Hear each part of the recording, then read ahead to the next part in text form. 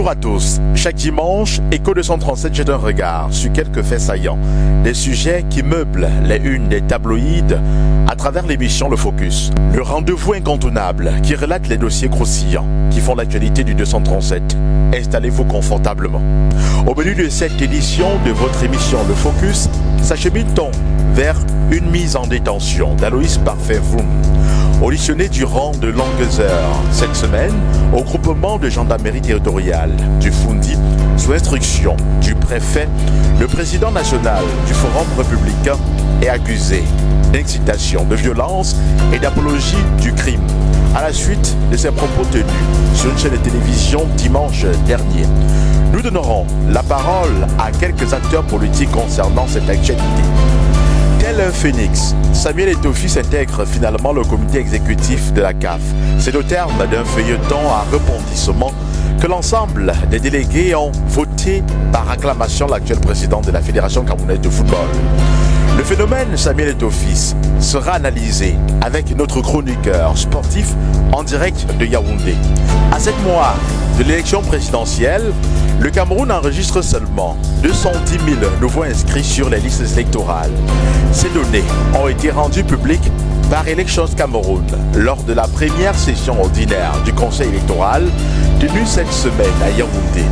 L'organe en charge des élections n'a pas fait mention des pressions exercées par le MRC au sujet de la publication de la liste électorale nationale telle que le prévoit la loi. Nous écouterons les avis de quelques Camerounais à propos. Voilà pour l'ossature de l'émission Le Focus de ce jour. Merci de vous installer confortablement.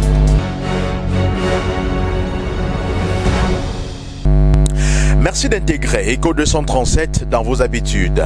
Débutons cette émission avec le chiffre 210 000. Il représente le nombre de nouveaux inscrits sur les listes électorales depuis le 2 janvier 2025.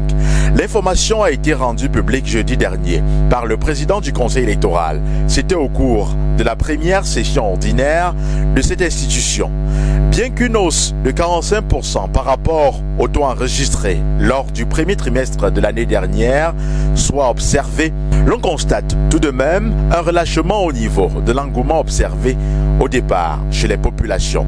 Allons justement auprès de ces populations comprendre les mobiles de ce relâchement. Est-ce que la sensibilisation est faite telle que ça doit être fait? Bon, moi je crois qu'il y a ça et il y a le fait que les gens jusque-là ne continuent pas à trouver un intérêt là-bas dans la mesure où on se dit que l'élection est presque les dés sont pipés quoi. C'est-à-dire qu'on connaît déjà le vainqueur. Donc, et en plus de ça, il faut comprendre que nous entrons peut-être maintenant dans une phase où les gens commencent même à s'intéresser un peu à la politique. Avant, la politique était quelque chose où, bon, peut-être on participait, on venait quand il y a une campagne électorale, on assistait, on écoutait, mais même pas écouter, on se contentait de la faim, c'est-à-dire que si on distribue une bière, un bout de pain et tout ça. Donc c'est une chose est sûre, c'est que nous on n'est vraiment pas encore dans l'affaire politique. Ouais. Il faut qu'on continue, il faut que les partis politiques continuent la sensibilisation. Peut-être qu'un jour ça va aller, mais pour le moment il faut comprendre que les gens sont encore à la quête de ce que c'est que la politique. Oui. Donc moi je crois qu'à mon avis c'est ce qui justifie ça. On est encore un peu en retrait, on est encore un peu en retard par rapport à vraiment l'affaire politique. Qu'est-ce qu'on attend? Qu'est-ce que le commun, le Camerounais lambda attend de la politique? C'est ça le problème. Est-ce que c'est aller prendre un bout de pain, boire une bière?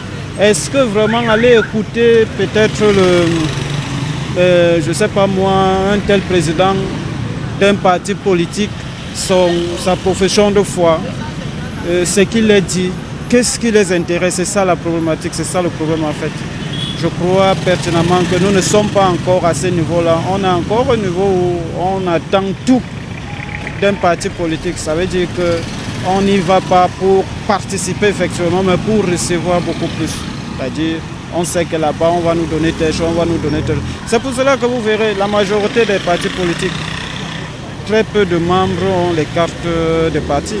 Vous verrez, il y a un pourcentage très faible Je ne veux pas imaginer ça ici, mais je sais qu'il est très faible. Ceux qui ont vraiment les cartes de leur parti politique, malgré qu'ils se réclament de ce parti politique-là. Donc c'est un peu ça. Il faut qu'on continue, il faut que les partis continuent à sensibiliser, moi je crois. Le Cameroun est un pays démocratique où on doit laisser le vote libre, hein, et que chacun s'inscrive pour choisir le candidat qu'il mérite. Les Camerounais ne se mobilisent pas parce que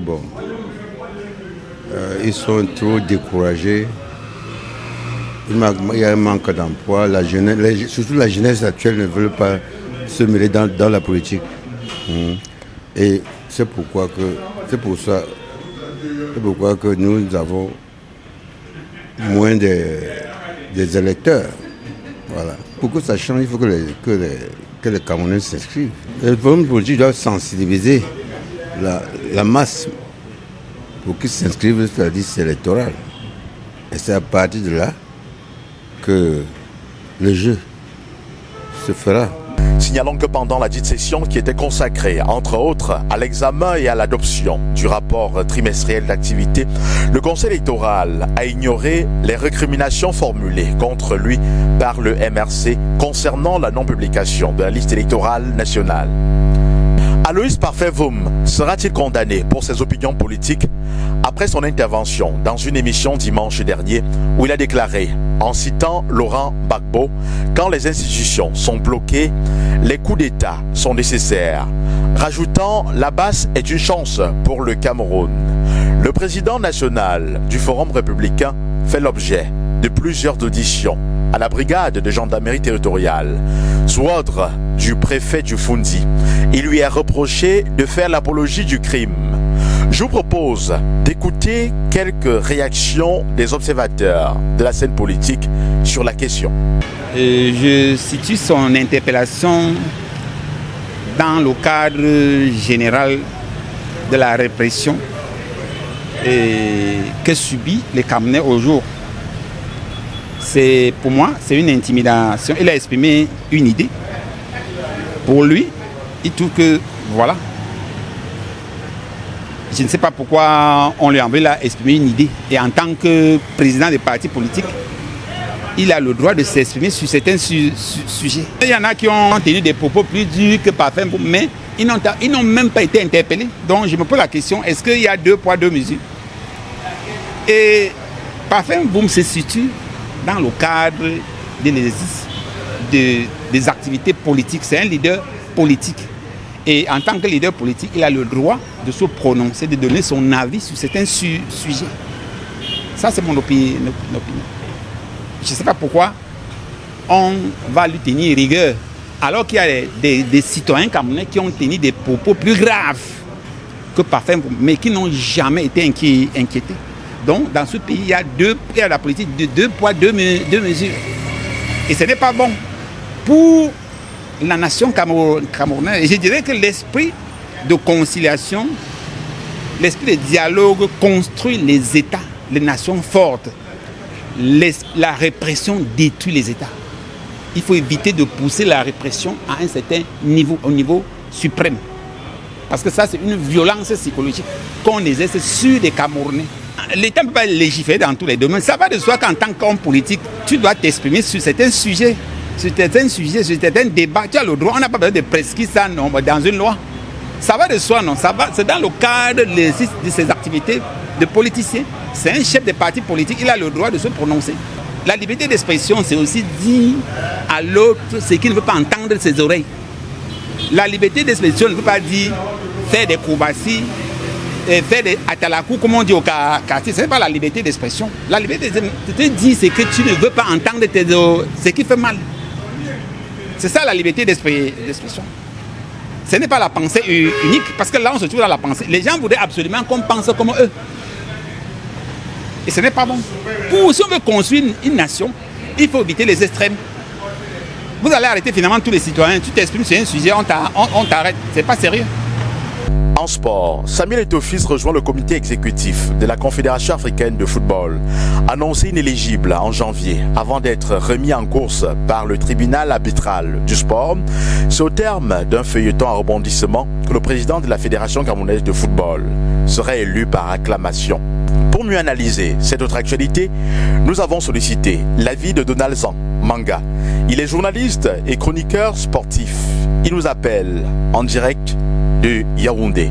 Donaldson Manga, bonjour. Bonjour Thierry, bonjour à tes millions de téléspectateurs.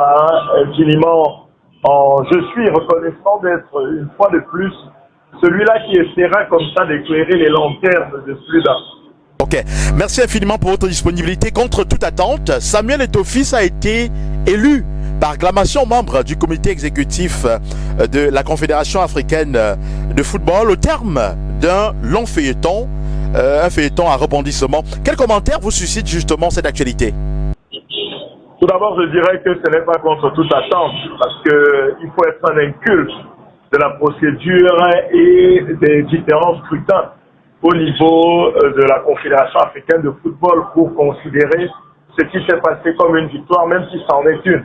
C'est une victoire dans le sens où le candidat était persona non grata. Il a fallu qu'il aille comme ça de haute lutte récupérer son éligibilité pour être candidat à la candidature parce que la Confédération africaine de football l'avait déjà mis hors jeu. Selon le tribunal arbitral du sport, l'instance suprême du football en matière de règlement de conflit qui va le remettre en jeu. Maintenant, Samuel Eto'o voté par acclamation, c'est logique, c'est la procédure parce que en zone UNIFAC, il y avait un seul candidat, c'était la candidature de Samuel Eto'o.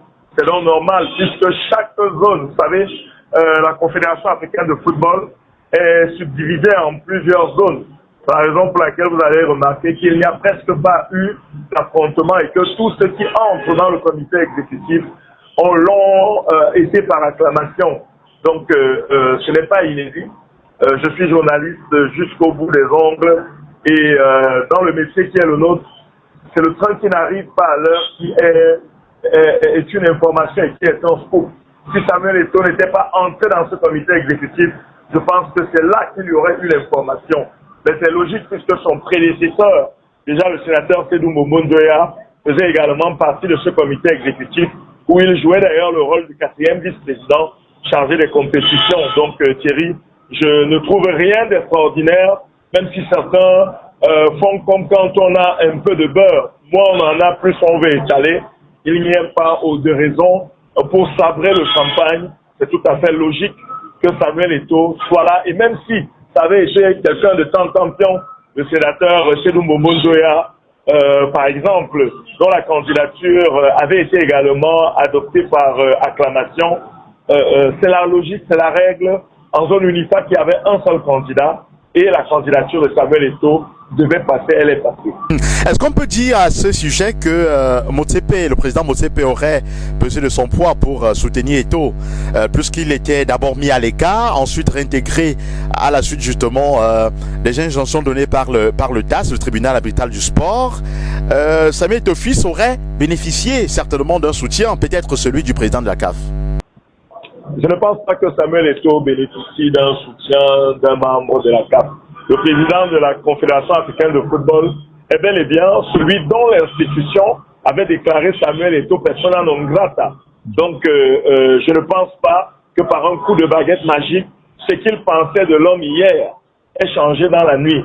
Je pense tout simplement qu'il s'agit d'un gentleman agreement parce que la CAF ne peut se dire et se dédire.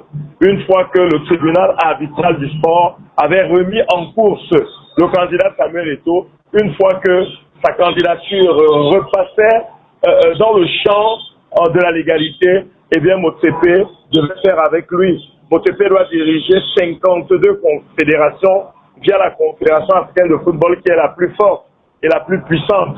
Donc il a besoin de tout le monde. Et vous savez ce qu'on dit dans le jargon et surtout dans les arcanes de l'art de la guerre. On dit qu'il vaudrait mieux avoir votre ennemi à côté de vous parce que vous pouvez mieux surveiller ses faits et gestes que de l'avoir loin de vous. Samuel Eto'o est un personnage clivant et on ne va rien inventer. Partout où il est passé, il a toujours divisé. Que ce soit footballeur, que ce soit capitaine de l'équipe nationale des Lions indomptables ou alors aujourd'hui président de la fédération. On peut donc s'attendre à ce qu'il va continuer à faire ce qu'il sait faire, peut-être à dessein ou bien malgré lui, il va diviser. Mais maintenant, est-ce qu'il entre dans une institution assez fragile qu'il peut comme ça faire vaciller? L'avenir nous dira. Mais je ne pense pas que Motsepe va embrasser Samuel Eto'o sur la bouche. Vous savez, on parle certainement de sport, mais là on parle déjà de l'administration du sport et ça devient une véritable joute politique où, comme dans un jeu d'échecs, parfois on peut sacrifier sa reine pour faire échec et mat. Donc moi je reste convaincu que le calumet de la paix n'a pas été signé là-bas, n'a pas été fumé là-bas parce que beaucoup aimeraient nous dire oh, on a refusé un poste de vice-président, ce qui n'est pas vrai. Vous et moi, connaissant l'homme, connaissant qu'il est féru et très friand de ces petites attentions-là, il n'aurait pas boudé son plaisir que d'entrer dans ce comité-là déjà avec une posture de vice-président. C'est donc la contre-information. Et moi, je pense que on entendra encore parler de ces joutes entre ces deux hommes dans les prochains jours. Rappelons que cette mandature dure quand même 4 ans. Est-ce qu'on peut s'attendre à ce que maintenant qu'il a intégré ce comité exécutif, c'est une grande victoire pour lui? On l'a vu, d'ailleurs, ça se lit sur son visage lorsqu'il s'est rendu au Maroc. Est-ce qu'on peut s'attendre à ce qu'il pousse ses ambitions un peu plus loin? Pourquoi pas lorgner le fauteuil du président de la CAF plus tard, peut-être après le mandat? C'est une intention légitime. C'est une intention légitime que de vouloir briguer la Confédération africaine de football. Il est candidat, il sera dans la légalité, dans la laïcité, c'est son droit. Mais maintenant, il faudra arriver à faire un consensus. Et lorsqu'on parle de consensus, je pense que Samuel Eto'o est loin de pouvoir faire le consensus, parce qu'il faudrait se le dire. Être le candidat de l'UNIFAC ou le Cameroun est le mastodonte en matière de football, parce qu'à l'UNIFAC, disons qu'il y a le Tchad, il y a la RDC, il y a le Gabon, il y a la RCA, il y a le Congo-Brazza. Ce ne sont pas des mastodontes en matière d'influence dans le football.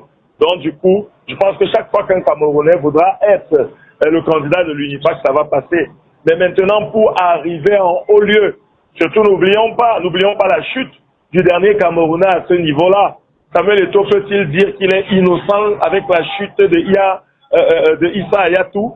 Donc, il y a beaucoup qui n'ont pas oublié. Hein. N'oublions pas également cette rancune viscérale avec Véron Mosengomba. Donc, moi, je demande juste à voir et à ceux-là qui sont si enthousiastes, disons qu'une candidature ou bien une place au comité exécutif de la Confédération africaine de football n'est pas gage d'amélioration des conditions de football au Cameroun. Vous savez qu'hier encore, les arbitres écrivaient au SGPR parce que n'ayant toujours pas reçu ce qu'on leur doit, comment peut-on diriger un championnat avec 15 journées de phase aller et on paye que les arbitres une seule fois? C'est quand Samuel Eto'o sera président de la Confédération africaine de football qu'il saura qu'il faut payer les arbitres. Donc, à un moment, ce sont des choses qui nous rattrapent. Ce sont des choses qui nous rattrapent. Donc, si vous voulez avoir un chemin balisé et une réputation écarlate de ce côté-là, il faudrait que vous ayez bien géré votre fédération, ce qui, au jour d'aujourd'hui, n'est pas le cas avec Samuel Eto'o. J'espère que ça peut changer. Disons que je suis humaniste, j'ai foi en l'homme et je me dis que tout homme à tout âge peut changer. Mais je pense quand même qu'il y a des petites choses, sachant que sa dernière mandature, Samuel Eto'o aurait dû tout faire pour que le championnat organisé cette année, qui est la vitrine de son football, soit bien.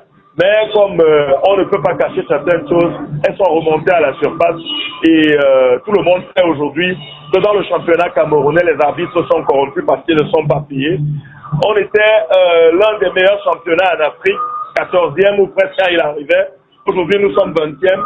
La dégringolade ne fait que se poursuivre. Et hier, le baromètre des salaires, c'est qu'il avait fait son leitmotiv, ce qu'il avait présenté aux uns et aux autres, qui sont des incultes de la vie du football.